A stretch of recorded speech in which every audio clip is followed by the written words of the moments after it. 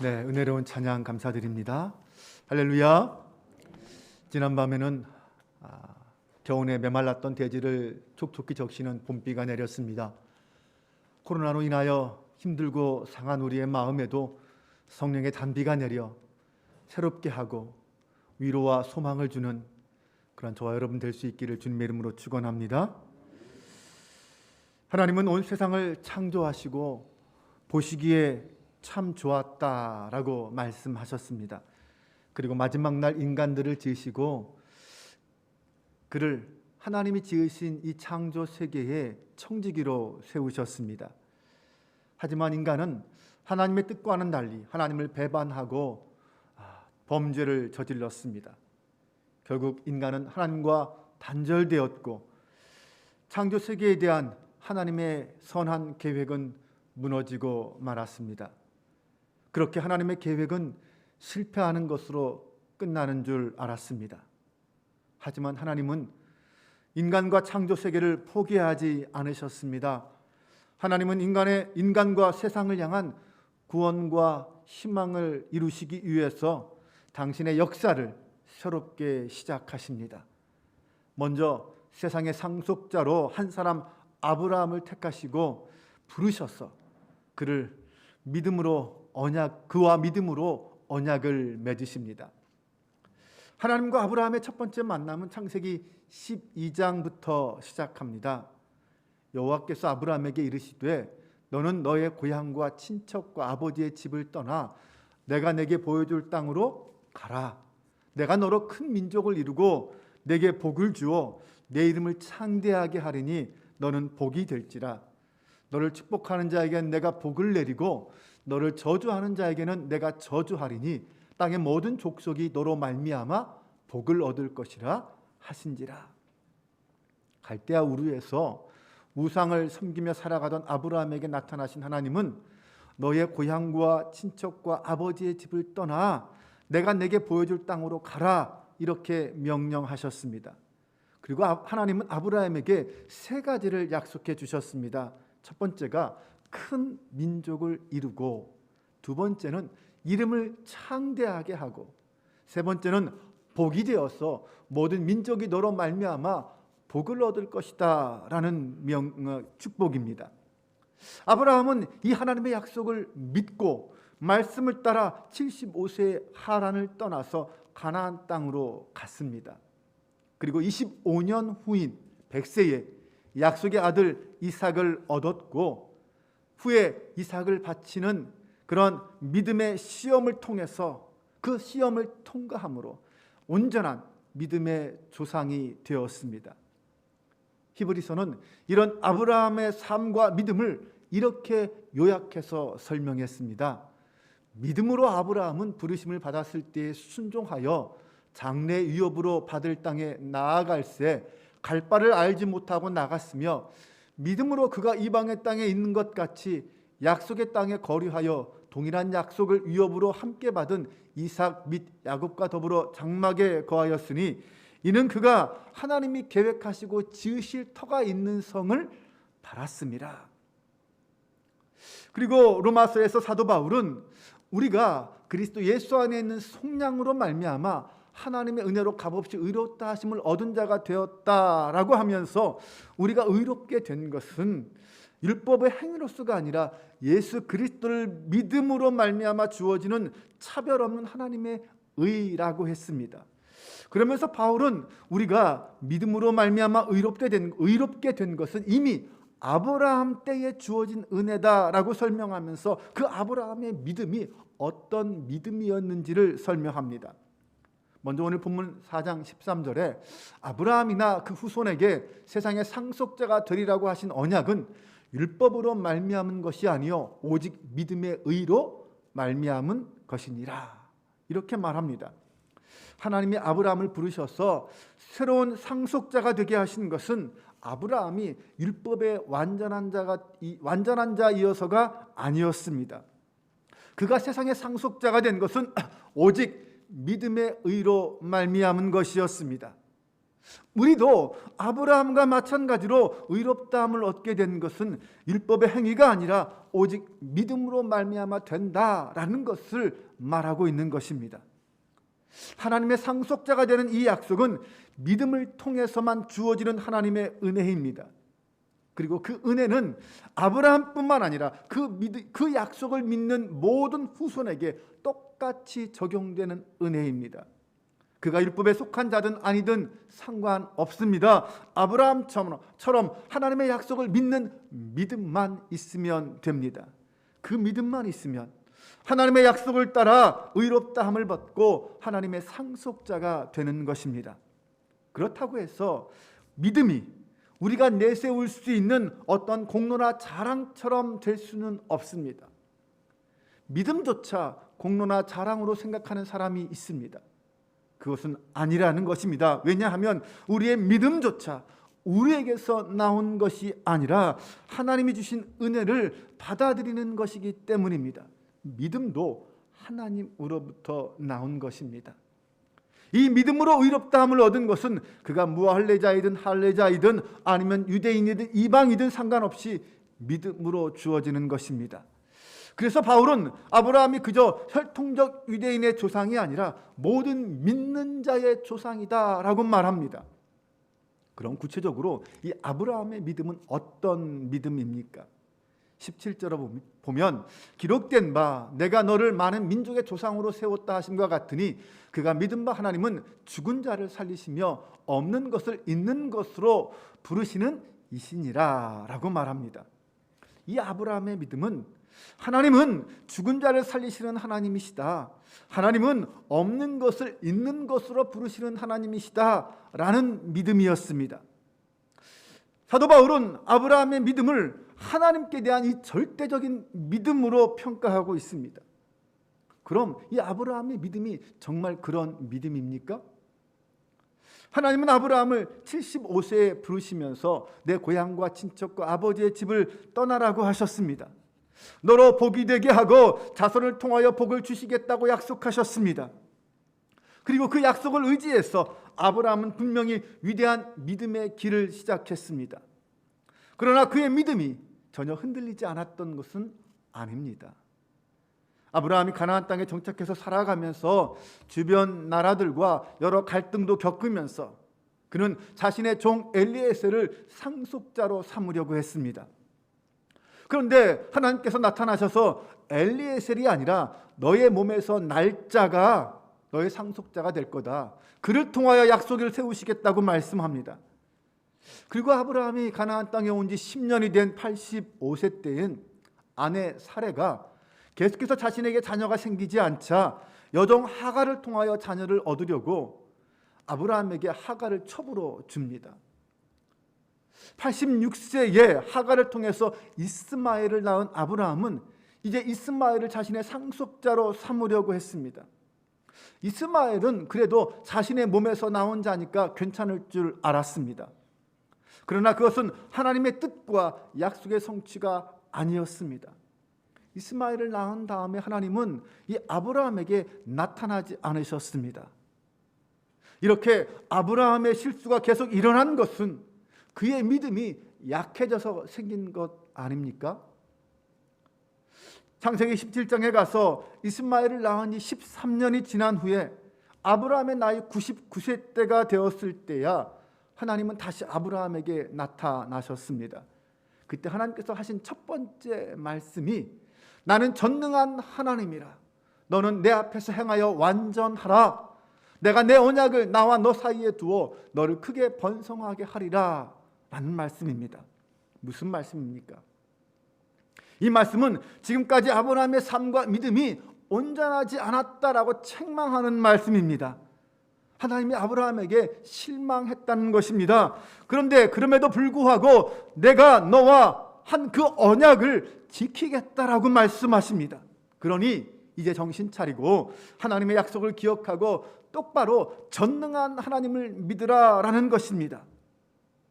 이 13년 만에 나타나신 하나님께서는 아브람과 사라에게 아브라함과 사라라는 이름을 새로 주시면서 다시 언약을 맺으십니다.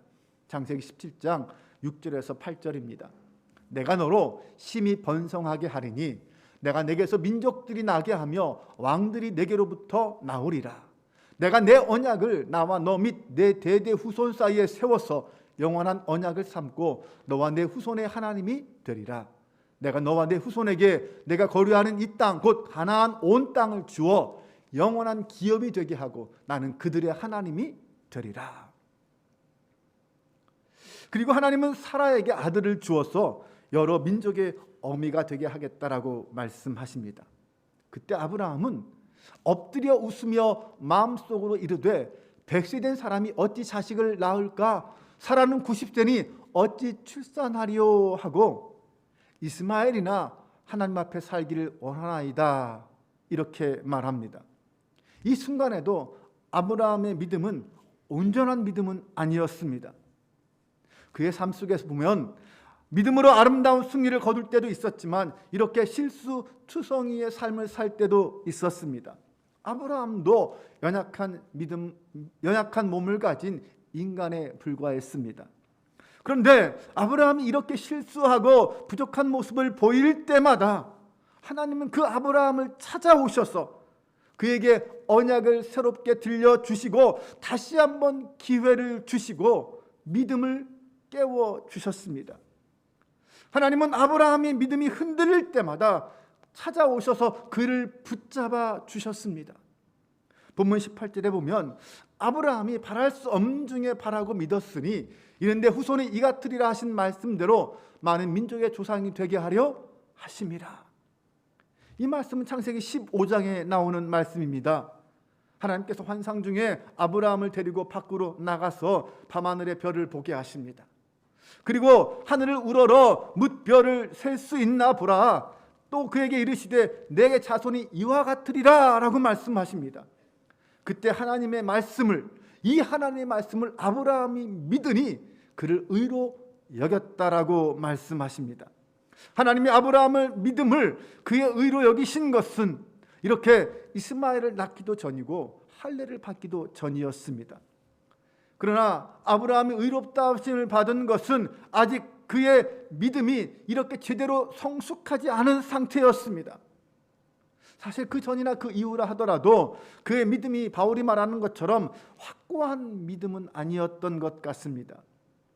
그런데 여기서 중요한 것은 아브라함을 의로 여기신 것이 아니라 아브라함의 행위를 의로 여기신 것이 아니라 아브라함의 믿음을 의로 여기셨다는 것입니다. 아브라함이 세상의 상속자가 된 것은 율법이 아니라 믿음의 의로 말미암은 것입니다. 오늘 우리 믿음의 성도들도 어떤 행위나 노력으로 의롭다함을 받는 것이 아닙니다. 하나님은 사람이 아닌 하나님의 약속에 대한 믿음을 보시고 그를 의롭다 부르시는 것입니다. 그러므로 그 믿음을 고백한 사람이 그 믿음 때문에 의롭게 되는 것입니다. 아브라함의 인생 여정을 볼 때에 그의 삶은 온전한 순종의 삶만은 아니었습니다. 하지만 많은 실수와 우여곡절을 거치면서 그의 믿음은 조금씩 연단을 받았습니다. 그렇게 아브라함은 그의 실수와 불순종에도 불구하고 하나님이 자신을 보호해 주시는 것을 체험하였습니다. 그런 과정을 겪으면서 그의 믿음이 조금씩 성장하기 시작한 것입니다. 그러므로 오늘 본문에서 바울이 말하는 아브라함의 믿음, 곧 죽은 자를 살리시며 없는 것을 있게 하신 하나님을 믿는 믿음, 바랄 수 없는 중에 바라는 그 믿음은 처음부터 아브라함에게 있었던 믿음이 아니라 여러 가지 실패와 시련과 고난을 통하여 연단받으면서 성장한 믿음이라고 할 수 있습니다. 그것은 곧 하나님께서 연약하고 부족한 아브라함의 믿음에도 불구하고 그 부족한 믿음조차도 의로 여겨주셔서 죽은 자를 살리시는 그 하나님을 믿는 믿음까지 성숙시키셨다는 것입니다. 아브라함의 믿음은 하나님이 주시고 하나님이 성숙시킨 믿음이었습니다. 99세의 아브라함은 이미 자신의 몸과 사라의 몸이 자식을 낳을 수 없는 상태라는 것을 알고 있었습니다. 이미 죽은 몸과 같았기 때문입니다. 그러나 아브라함은 하나님의 창조의 능력과 부활의 능력을 믿었습니다. 죽은 자를 살리시며 없는 것을 있게 하시는 부활의 하나님을 믿었습니다. 그리고 그 믿음대로 드디어 백세의 아들 이삭을 낳았습니다. 본문 19절은 그 사실을 그가 백세나 되어 자기 몸이 죽은 것 같고 사라의 태가 죽은 것 같음을 알고도 믿음이 약하여지지 않았다라고 말합니다. 믿음이 약하여지지 않았다라는 것은 그 믿음이 흔들리지 않았다라는 것을 말합니다. 보통 사람 같으면 백세의 아이를 갖는다는 것이 불가능하다는 것을 잘 압니다. 네, 물론 아브라함도 알았습니다. 그래서 처음에는 그도 말도 안 되는 얘기라고 속으로 웃었습니다. 그러나 결국 아브라함은 그런 불가능을 가능케 하시는 하나님의 능력을 믿게 되었습니다. 의심하지 않고 믿고 기다렸습니다. 하나님이 그 일을 이루실 것이라고 확신했다는 것입니다. 사랑하는 여러분, 오늘 여러분에게는 어떤 약속이 있습니까? 그 약속을 보면 도저히 이루어질 가망성이 없어 보입니까? 그러나 하나님의 약속이라면 이루어질 것을 믿으시기 바랍니다. 우리의 믿음이 약해지지 않기를 바랍니다. 우리 교회가 도저히 하나님의 약속을 감당할 수 없을 것 같이 보여집니까? 그러나 믿음을 변치 말고 기도하며 기다리시기 바랍니다. 어떤 상황에도 흔들리지 않는 믿음의 사람이 되시기 바랍니다. 살다 보면 힘들 때도 있습니다. 하다 보면 안 될 때도 있습니다. 그러나 다시 일어나 끝까지 그 길을 가십시오. 이스마엘 사건은 아브라함의 믿음이 하나님의 요구에 미치지 못했을 때 일어난 사건이었습니다. 하나님은 그 일을 두고두고 후회가 되게 하셨습니다. 아브라함의 미래에 상처와 아픔을 준 일들은 모두 그가 순간적으로나마 믿음이 흔들렸을 때 일어난 일들이었습니다. 우리의 믿음이 흔들릴 때마다 우리 자신뿐만 아니라 주변의 수많은 사람들의 마음에도 상처를 줄 수 있다는 것을 알아야 합니다. 하나님은 부족하지만 아브라함을 굳게 세워주시고 그의 믿음을 의로 여겨주셨습니다. 그래서 사도 바울은 오늘 로마서 말씀에서 그 아브라함의 신앙을 오늘 우리에게 연결시키고 있습니다. 23절과 24절을 보면 그에게 의로 여겨졌다 기록된 것은 아브라함만 위한 것이 아니요 의로 여기심을 받을 우리도 위함이니 곧 우리 예수 우리 주를 죽은 자 가운데서 살리신 이를 믿는 자니라. 바울은 이 아브라함의 믿음을 오늘 우리의 부활의 믿음과 연결시켜 말합니다. 우리가 아브라함과 같이 바랄 수 없는 중에 바라는 그 믿음을 가질 때 하나님은 우리도 의롭다 인정해 주실 것입니다. 우리의 믿음도 의로 여겨 주신다는 것입니다. 아브라함이 그랬던 것처럼 예수 그리스도의 부활을 믿는 믿음이 하나님의 창조의 능력과 부활의 능력을 믿는 믿음이기 때문입니다. 사도 바울은 우리 구원의 근원이 부활하신 예수 그리스도이심을 증언합니다. 25절 말씀 보면 예수는 우리가 범죄한 것 때문에 내줌이 되고 또한 우리를 의롭다 하시기 위하여 살아나셨느니라 라고 말합니다. 여기서 주목할 말씀은 내줌이 되고라는 말입니다. 창세기 22장에서 아브라함은 이삭을 바치라 라는 하나님의 명령을 받았습니다. 그런데 아브라함은 하나님 도대체 왜 그러십니까? 그렇게 힘들게 주신 아들을 희생하라뇨. 왜 그러십니까? 이렇게 불평하지 않았습니다. 따지지도 않았습니다. 그는 묵묵히 짐을 싸고 아들을 데리고 모리아 산으로 향하여 갔습니다. 아브라함과 이삭이 함께 가는 그 여정에 대하여 창세기 22장 4절은 이렇게 말합니다. 제3일에 아브라함이 눈을 들어 그곳을 멀리 바라본지라. 그때 아브라함의 마음은 어떠했을까요? 얼마나 힘들고 복잡하고 아팠을까요? 출발한 지 3일이 지났지만 아직도 모리아산은 저 멀리 보입니다. 이만큼 왔으니 됐어. 이제 마음을 접고 돌아갈까? 아니야. 그래도 하나님의 말씀에 순종해야 돼. 아마 그의 마음속에서는 이런 싸움이 계속되고 있었을 것입니다. 그리고 마침내 모리아산에 올라가 그런 아들을 결박하고 제단에 눕혔습니다. 성경은 당시의 모습을 손을 내밀어 칼을 잡고 아들을 잡으려 하니 라고 표현했습니다.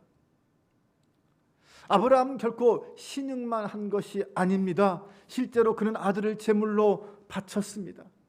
이것이 아브라함의 내어줌이 된 믿음입니다. 여러분, 믿음의 반대가 무엇입니까?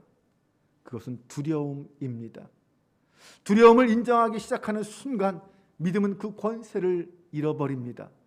예수님은 어떤 상황에서도 아버지 하나님의 사랑을 믿었습니다. 그 믿음을 절대로 두려움과 바꾸지 않으셨습니다. 십자가에 달려 죽는 그 순간에도 바꾸지 않으셨습니다. 우리도 그렇게 승리할 수 있다는 것을 몸소 본을 보여주셨습니다.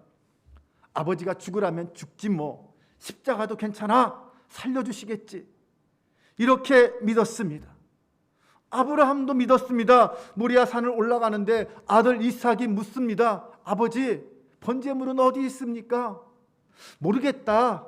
하지만 올라가 보자. 하나님이 준비하실 거야. 아브라함은 두 가지를 믿었습니다. 하나님의 약속대로 이삭에게서 믿음의 자손이 바다의 모래와 같이 나올 것이라고 믿었고, 이삭을 죽이라는 그 하나님께는 뭔가 뜻과 계획이 있을 것이다 라고 믿었습니다. 그래서 산 밑에 기다리는 종들에게 나는 내 아들과 저 위에 올라가서 예배드리겠다, 이따가 우리가 다시 돌아오게 될 거야, 이렇게 말할 수 있었던 것입니다. 그는 이삭을 죽일 생각을 하면서도 한편으로는 함께 돌아올 것이라고 믿었습니다. 논리적으로는 말이 되지 않는 말입니다. 여러분, 믿음은 논리적인 것이 아닙니다. 논리적인 사람은 믿음을 갖기 어렵습니다.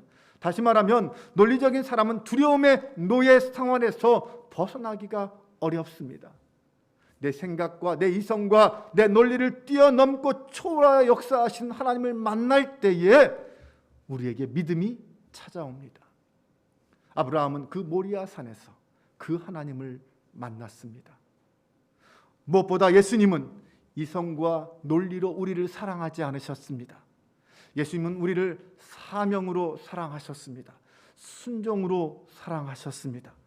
그래서 두려움을 이기고 스스로 자기 자신을 내어줄 수 있으셨던 것입니다. 이 내어줌의 믿음과 은혜는 이사야 선지자의 예언을 통하여 예수 그리스도의 십자가를 통하여 이루어지게 됩니다. 이사야 53장 6절을 보면 우리는 다 양 같아서 그릇 행하여 각기 제 길로 갔거늘 여호와께서는 우리 모두의 죄악을 그에게 담당시키셨도다. 주님은 우리의 모든 죄를 담당하셨습니다. 그래서 본문 25절 말씀에 예수는 우리가 범죄한 것 때문에 내 줌이 되고 또한 우리를 의롭다 하시기 위하여 살아나셨느니라 라고 말합니다. 이것이 하나님의 사랑입니다. 죄는 내가 지었는데 예수님께서 대신 내 줌이 되시고 대신 벌을 받으셨습니다. 진짜 죽어야 할 사람은 난데 예수님이 대신 죽으셨습니다. 이 십자가의 사랑이 우리를 살리신 하나님의 사랑입니다. 오늘 우리는 아브라함이 가졌던 믿음, 죽은 자를 살리시며 없는 것을 있게 하시고 부르시는 그 하나님을 믿는 믿음, 부활의 믿음을 오늘 나의 믿음으로 삼을 수 있기를 바랍니다. 날마다 바로 이 믿음으로 이 사순절 세 번째 주간을 살아갈 수 있는 저와 여러분 되시기를 주님의 이름으로 축원합니다.